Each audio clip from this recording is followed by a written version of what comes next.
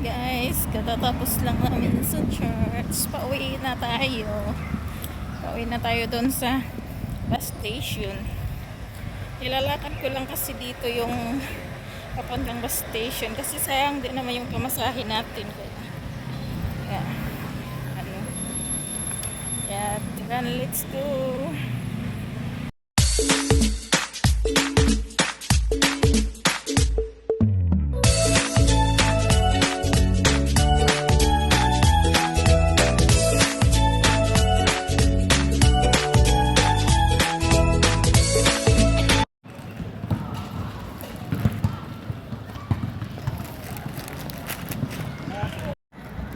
Hi guys, ayan, pauwi na tayo guys.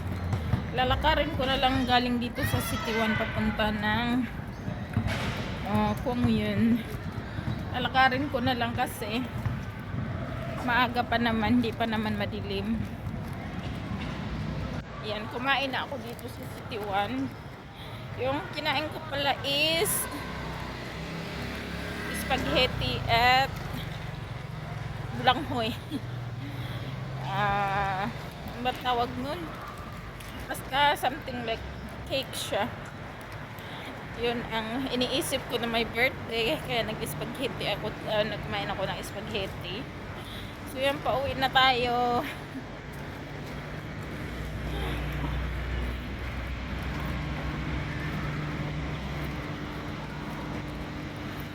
Smile na lang muna tayo kasi wala talaga tayong mga ganap. Hanggang ngiti-ngiti na lang tayo dito, tapos lakad-lakad. Walang kwentang vlogs lang naman. So yan, ito pala yung doon pala ako sa basta malayo-layo pa. Mga 10 minutes ang lakad, pero parang susobra pa kasi ano lang naman tayo, yung brother mamarcha maglakad, tapos nagba-vlogs din, tapos may mga timitingin, charot-charot lang. Hoy, wag niyo akong pakialaman kasi vlogs is life talaga.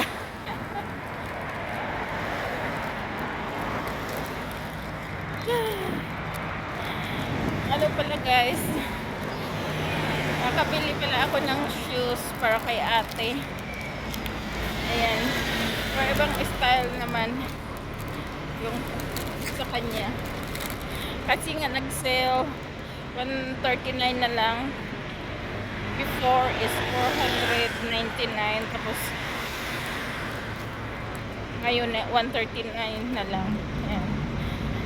Kaya binili ko si ate, dalhin ko sa linggo. Tingnan nyo yung, pakita ko pa ba sa yung binili kong shoes para kay ate. Maganda din yung kulay beige yung shoes.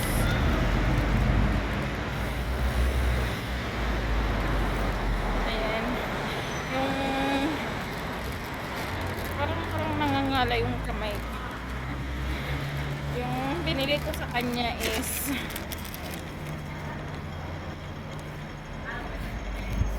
yan guys, nandito ako. Yan, ito pala yung binili ko kay ate. Wala kasi akong stand eh. Ika lang.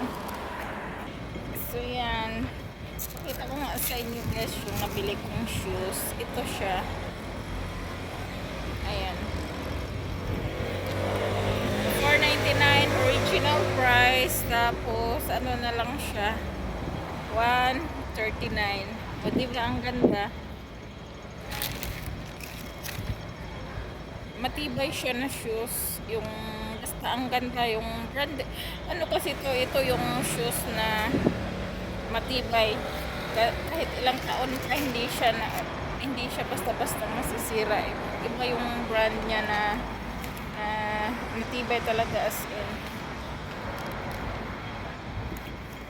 Ano siya? Yan, pang samba yan ni ate.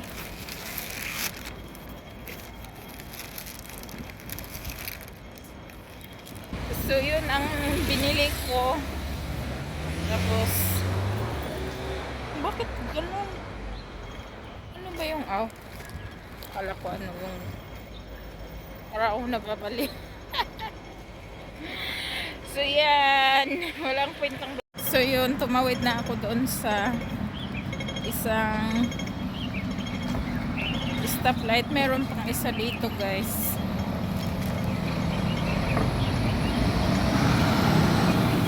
Dito na lang tayo tatawid, tapos maglalakad ako doon sa may bandang dagat, ay ilog.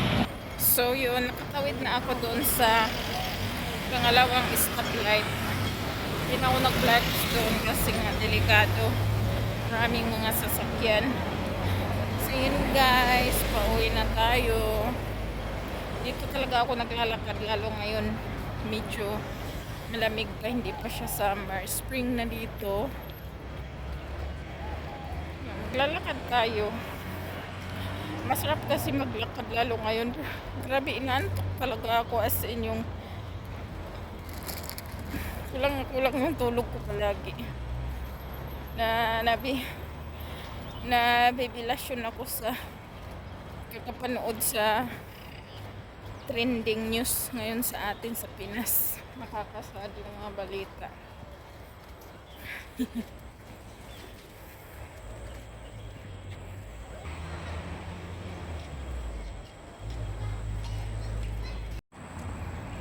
Malaki na talaga ang eye bag ko.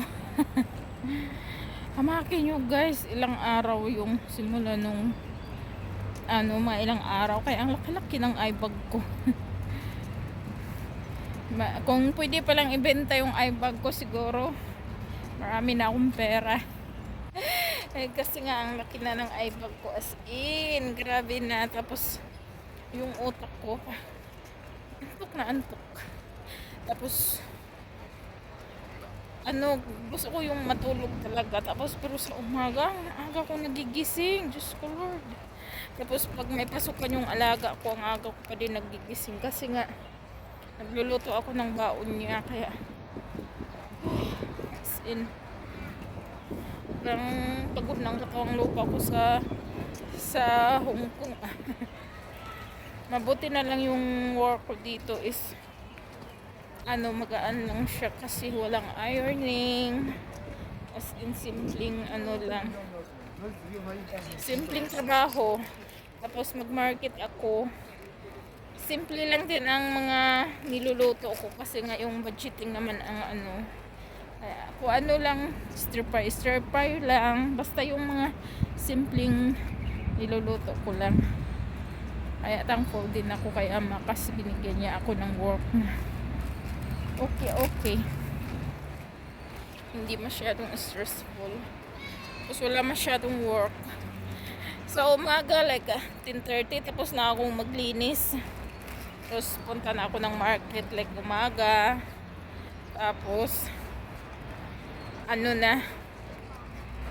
pag uwi ko ng bahay, kakain, tapos matutulog na ako ng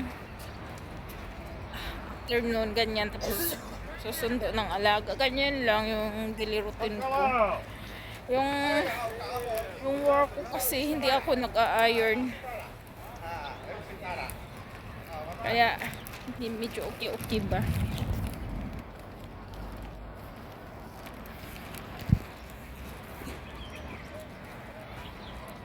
Maganda dito maglakad-lakad lalo ngayon na hindi pa summer kasi nga yung view maganda.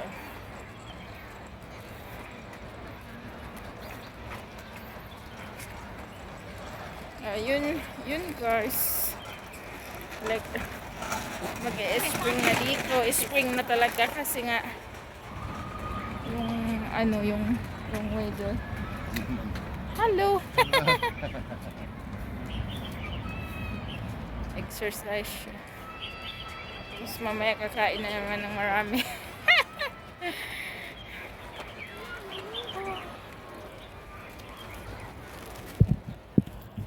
Ayan, dito tayo sa tabing dagat. Yung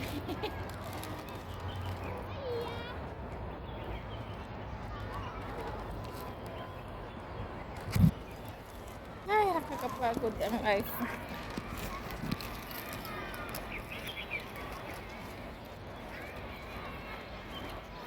Ang Hanggang smile lang muna tayo dito. Okay, parang pumayat na ako, charot.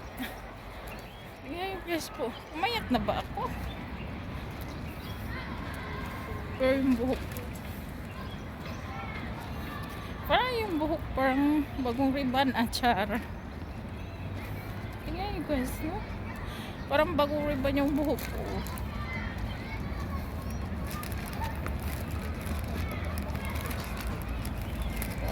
Pero hindi naman, mag-isang taon na.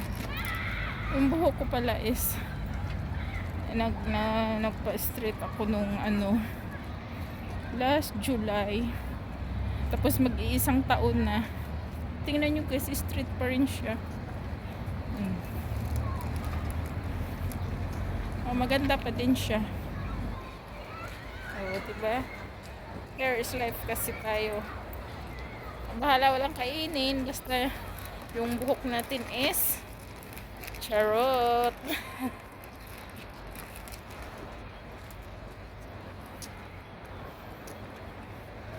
Ang tagal niyang yung buhok ko. Ang tagal niyang diba? Mag-isang taon na siya. Basta July ito, pina-straight ko. Tapos na ngayon? April na sa next week. April, May, June, July. Diba? Maganda talaga yung yung lagi kong pinapa-riba na ng buhok kasi Chinese yun na Chinese na shop. Tapos 7 hours siya, like niluluto yung buhok mo. Pero may kamahalan din, like $600 ang bayad. Mahal. Diba? Kaysa doon ka sa mura tapos ang bilis lang. Like 3 months balik na sa dati yung buhok mo. Ngayon, yung sa akin mag-isang taon na. Diba ang ganda?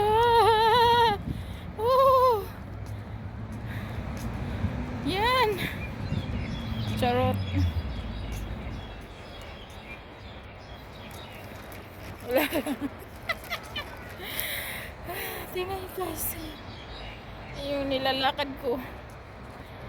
Yan, wala lang. Thank you. Thank you guys. Yun lang naman. Thank you for watching. Bye-bye. Magbabay na ako.